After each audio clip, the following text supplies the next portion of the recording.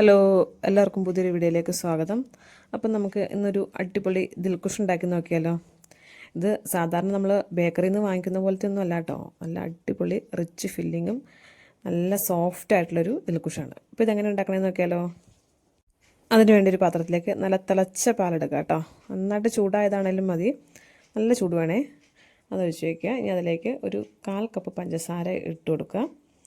എന്നിട്ടൊന്ന് നന്നായിട്ട് ഇളക്കുക കേട്ടോ. ഇളക്കി പഞ്ചസാര ഒന്ന് മെൽറ്റ് ആവുന്നവരെ ഇളക്കുക. അപ്പോഴത്തേക്കും ആ പാലിൻ്റെ ചൂടൊക്കെ ഒന്ന് ചെറുതായിട്ട് കുറയും. ചെറിയൊരു ഇളം ചൂട് മതി. ഇനി നമ്മളതിലേക്ക് ഒരു ടീസ്പൂൺ ഇൻസ്റ്റൻറ്റ് ഈസ്റ്റ് ഇട്ട് കൊടുക്കാം കേട്ടോ. അത് പതുക്കെ ഒന്ന് ഇളക്കാം, ഇളക്കില്ലേലും കുഴപ്പമില്ല. അതിനുശേഷം നമുക്കൊരു പാത്രം വെച്ചിട്ട് ഇതൊരു 10 മിനിറ്റത്തേക്ക് ഒന്ന് റെസ്റ്റ് ചെയ്യാൻ വെക്കാം കേട്ടോ. അപ്പോൾ 10 മിനിറ്റ് കഴിഞ്ഞ് അപ്പോൾ ഈസ്റ്റൊക്കെ ഒന്ന് പൊങ്ങി വന്നിട്ടുണ്ട് കേട്ടോ. അപ്പോൾ നല്ല ഈസ്റ്റ് ആണോ എന്ന് അറിയാൻ വേണ്ടിയിട്ടാണ് കേട്ടോ നമ്മളിങ്ങനെ ചെയ്യണം. ഈസ്റ്റ് പതിഞ്ഞ് പൊങ്ങി വന്നിട്ടുണ്ടെങ്കിൽ കുഴപ്പമില്ല, നമുക്കത് ഉപയോഗിക്കാം. ഇനി അതിലേക്ക് 1 ടേബിൾ സ്പൂൺ ബട്ടർ ചേർത്ത് കൊടുക്കാം. ഒരു 1/4 ടീസ്പൂൺ വാനില എസൻസും കൂടെ ചേർത്ത് ഇത് നന്നായിട്ടൊന്ന് മിക്സ് ചെയ്യാം കേട്ടോ.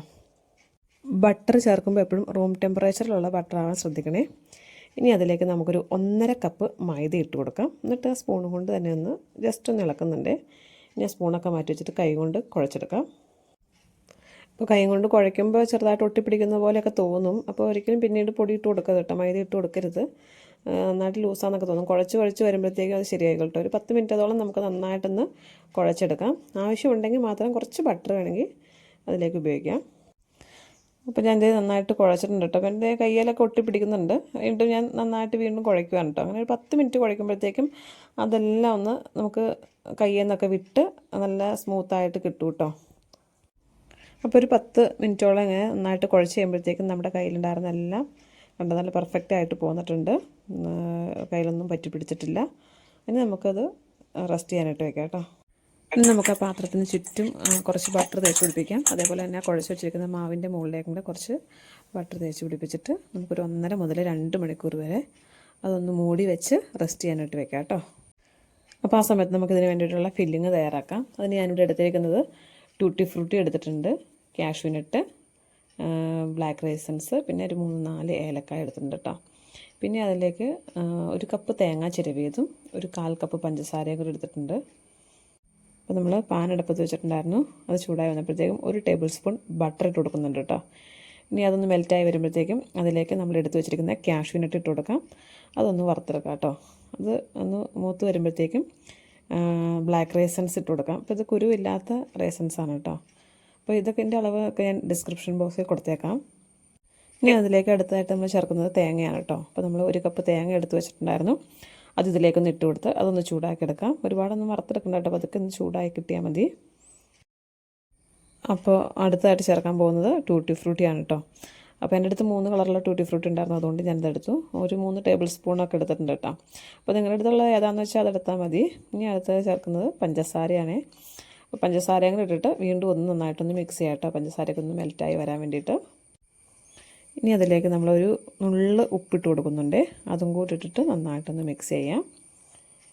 അപ്പോൾ നമ്മൾ എടുത്തു വെച്ചിരിക്കുന്ന ഏലക്കായും കൂടി പൊടിച്ച് ചേർത്തായിരുന്നു കേട്ടോ, അത് വീഡിയോയിൽ കിട്ടിയിട്ടില്ല. അപ്പോൾ അതും കൂടി ചേർത്ത് എല്ലാം നന്നായിട്ടൊന്ന് മിക്സ് ചെയ്തിട്ട് നമുക്കത് തീ ഓഫ് ചെയ്യാം. ഈ ഒരു 1.5 മണിക്കൂർ കഴിഞ്ഞപ്പോഴത്തേക്കും കണ്ടോ നമ്മുടെ മാവൊക്കെ നന്നായിട്ട് പൊങ്ങി ഡബിളായിട്ട് വന്നിട്ടുണ്ട്. അപ്പോൾ നമുക്കതൊന്ന് എടുക്കാം. ഇനി നമുക്ക് ആ മാവ് എടുത്തൊരു പ്ലേറ്റിലേക്ക് മാറ്റാം കേട്ടോ. അപ്പോൾ എടുത്ത് വയ്ക്കുമ്പോൾ കുറച്ചൊക്കെ താന്നു പോവേ, അത് കുഴപ്പമില്ല. നമ്മൾ വീണ്ടും റെസ്റ്റ് ചെയ്യാൻ വെച്ചിട്ടാണിത് തയ്യാറാക്കുന്നത്. ഇനി നമുക്ക് അതൊന്ന് 2ആയിട്ട് കട്ട് ചെയ്ത് മാറ്റി വയ്ക്കാം കേട്ടോ. അപ്പോൾ ഒരെണ്ണം വലുതും ഒരെണ്ണം ചെറുതുമാണ് വേണ്ടത്. അപ്പോൾ ഞാനിവിടെ 2ആയിട്ട് അത് മാറ്റി വെച്ചിട്ടുണ്ട്, കട്ട് ചെയ്ത് വെച്ചിട്ടുണ്ട്. വീണ്ടും ഒന്നുകൂടെ ഒന്ന് അതൊക്കെ കയ്യിലിട്ടൊന്ന് ഷേപ്പാക്കി വെക്കണ്ട കേട്ടോ. ഇനി നമുക്കൊരു ബേക്കിംഗ് ട്രേ എടുത്തിട്ട് അതിലേക്ക് നന്നായിട്ട് ബട്ടർ ഒന്ന് സ്പ്രെഡ് ചെയ്ത് കൊടുക്കാം കേട്ടോ. അപ്പോൾ ബേക്കിംഗ് ട്രേ ഇല്ലാത്തവർ ഒരു പ്ലേറ്റ് എടുത്താലും മതി കേട്ടോ. ഒരു വലിപ്പമുള്ള പ്ലേറ്റ് എടുത്താൽ ഇത് 8 ഇഞ്ചിൻ്റെ ബേക്കിംഗ് ട്രേ ആണ്. അപ്പോൾ അത്യാവശ്യം വലിപ്പമുള്ള പ്ലേറ്റ് എടുത്തിട്ട് ആ ഒരു വലിയ ഭാഗം മാവ് എടുത്തിട്ട് ഇതേപോലെ ഒന്ന് പരത്തി പ്രസ് ചെയ്ത് നമ്മൾ അടയൊക്കെ പരത്തില്ലേ, അതേപോലെ ഒന്ന് ആ പാത്രത്തിൻ്റെ അറ്റം വരെ ഒന്ന് പരത്തി കൊടുക്കാം കേട്ടോ. ഇനി നമ്മൾ എടുത്ത് വെച്ചിട്ടുള്ള തയ്യാറാക്കി വെച്ചിട്ടുള്ള ഫില്ലിങ് അത് നന്നായിട്ട് തണുത്തിട്ടുണ്ട് കേട്ടോ. അപ്പോൾ തണുത്ത് കഴിഞ്ഞതിന് ശേഷം മാത്രം നമ്മളിതിലേക്ക് ഉപയോഗിക്കാം. എന്നിട്ട് ആ ഫില്ലിങ് എല്ലാം എടുത്ത് വന്ന് അതിൻ്റെ അറ്റം വരെ എത്തുന്നോളം വരെ ഒന്ന് സ്പ്രെഡ് ചെയ്ത് കൊടുക്കാം കേട്ടോ. അപ്പോൾ ചെറിയൊരു ഭാഗം മാത്രം ഒരു ഗ്യാപ്പ് ഇട്ടേക്കോട്ടെ, കാരണം നമുക്ക് ഈ ഒരു 2ാമത്തെ മാവ് എടുത്ത് അതിൻ്റെ മുകളിലേക്ക് വെക്കാനുള്ളതാണ്. അപ്പോൾ അത് ആ പ്ലേറ്റ് വെച്ച് തന്നെ നമ്മൾ പരത്തിയെടുക്കുകയാണ് കേട്ടോ. കൈ കൊണ്ട് തന്നെ പരത്തിയിട്ട് നമുക്കതിങ്ങ് എടുത്ത് അതിൻ്റെ മുകളിലേക്ക് വയ്ക്കാം. പക്ഷേ എടുക്കുമ്പോൾ ചിലപ്പോൾ അതങ്ങ് ചുരുങ്ങി പോകാൻ സാധ്യതയുണ്ട്. കുഴപ്പമില്ല. നമുക്കത് അതിലേക്ക് വെച്ച് കൊടുത്തതിന് ശേഷം വീണ്ടും ഒന്ന് പരത്തി കൊടുത്താൽ മതി. അത് ഇതുപോലെ അതിൻ്റെ മുകളിലേക്കൊന്ന് വെച്ച് കൊടുത്തിട്ട് കൈ കൊണ്ട് തന്നെ ഒന്ന് വലിച്ച് അതിൻ്റെ അറ്റത്തുനിന്ന് ഒട്ടിച്ച് വയ്ക്കാം കേട്ടോ. ഒട്ടിക്കാൻ വേണ്ടിയിട്ട് പ്രത്യേകിച്ച് വേറൊന്നും വെള്ളമൊന്നും ഉപയോഗിക്കണ്ട. നമുക്കങ്ങ് ഒട്ടിയിരുന്നോളൂ. ഇങ്ങനെ കൈ കൊണ്ട് വലിച്ച് എല്ലായിടും ഒന്ന് ജോയിൻറ്റ് ചെയ്ത് വെക്കട്ടെ. ഗ്യാപ്പ് ഉണ്ടാവരുത്. നമ്മൾ ആ ഫില്ലിങ് വെച്ചിരുന്നത് പുറത്തേക്ക് പോരും. ഗ്യാപ്പില്ലാത്ത രീതിയിൽ കൈ കൊണ്ട് തന്നെ അങ്ങ് പ്രസ് ചെയ്ത് വെക്കുക കേട്ടോ. അപ്പോൾ നന്നായിട്ടൊന്ന് ഇതേപോലെ ഒന്ന് പ്രസ് ചെയ്ത് വെക്കുക. ഇത്രയും ചെയ്തതിന് ശേഷം വീണ്ടും അരമണിക്കൂർ റെസ്റ്റ് ചെയ്യാൻ വെക്കണേ. അപ്പോൾ അരമണിക്കൂർ കഴിഞ്ഞിട്ടുണ്ട്. ഇനി നമ്മളിതിലേക്ക് ഒരു മുട്ടയുടെ മഞ്ഞക്കരു എടുത്തിട്ട് ഒന്ന് ബ്രഷ് ചെയ്ത് കൊടുക്കുന്നുണ്ട് കേട്ടോ.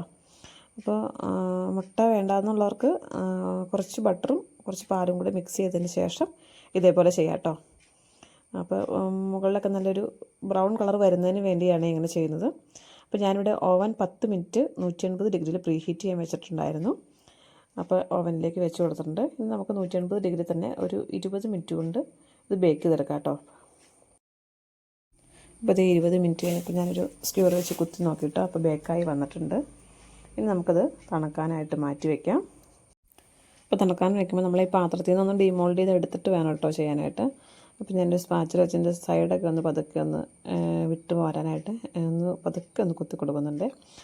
പതുക്കെ ഇളകി പോകുന്നുള്ളൂ കേട്ടോ. അപ്പോൾ ഒരു പ്ലേറ്റ് വെച്ചിട്ട് അത് കമിഴ്ത്തി വെച്ചിട്ട് തിരിച്ചിടുകയാണ് കേട്ടോ ചെയ്യണത്.